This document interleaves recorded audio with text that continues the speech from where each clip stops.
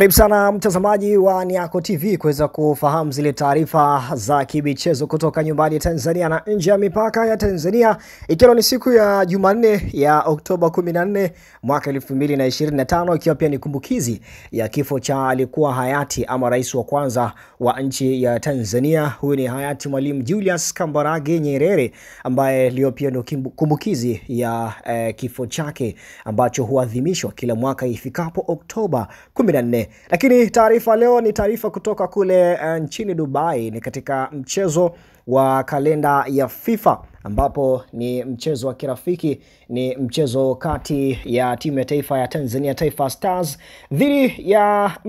timu ya Iran kwenye uwanja wa Shabab Al Ahli kule Dubai katika Falme za Kiarabu. Ni mchezo huu ni mchezo ambao baada ya Taifa Stars kupoteza mechi iliyopita dhidi ya Zambia, na hapa wanawania nafasi ya kufuzu kombe la dunia 2026, na hii itakuwa ni mara ya kwanza kwa mataifa hayo kukutana, ambapo kwa mujibu wa viwango vya ubora wa soka duniani vinavyotolewa na FIFA, Tanzania inashika nafasi ya 107 huku Iran wao wakishika nafasi ya 21. Lakini katika mchezo huu ambao umekwisha kuanza katika uwanja wa Shabab Al Ahli kule Dubai katika Falme za Kiarabu, tayari mchezo ama Taifa Stars tayari wamekwisha kukalia chuma mbili za mapema. Goli la kwanza ni goli la mkwaju wa penalti,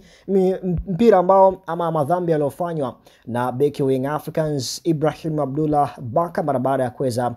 kwenda kumchezea rafu mchezaji wa timu ya taifa ya Iran, na hivyo mwamuzi akaweza kufunika na kuamuru kwamba ni penalti, na dakika za mapema kabisa Taifa Stars wakaweza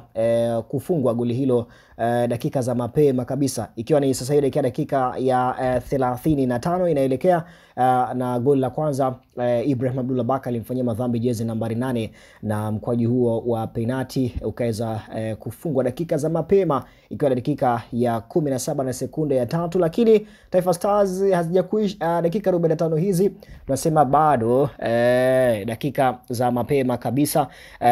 Iran tena wakaja kasawazisha kwa mpira ambao ulianzia katikati na Ibrahim Abdullah Baka na kwenda kugusa mpironi kama aliweza kuongezea mwendo, na mlinda mlango Yakubu Suleiman alikuwa hana la kufanya na kuruhusu mpira ule kuweza kuingia kambani. Na mpaka hivi sasa dakika ya 30 na 36 ni Irani mbili ambao ni wenyeji ambao wamewakaribisha Tanzania, huko Tanzania bado hawajambulia hata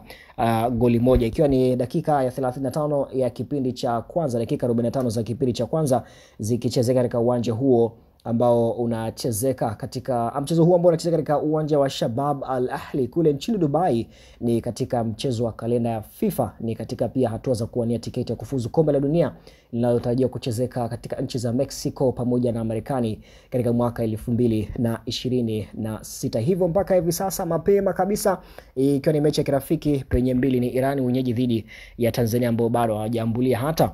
goli moja. Nini ambacho kitajiri katika mchezo huu? Endelea kubaki hapa ndani ya Niako TV, lakini kama bonyeza subscribe, nikombe bonyeza na la subscribe, lakini pia usisahau kubonyeza alama ya kengele ili uanze kupata taarifa zetu kila wakati, taarifa zote za kimichezo na burudani kutoka nyumbani Tanzania na nje ya mipaka ya Tanzania. Mimi naitwa Official Mutra Msanaji kule Instagram, unaweza kunifollow kwa jina moja la Official Mutra Msanaji.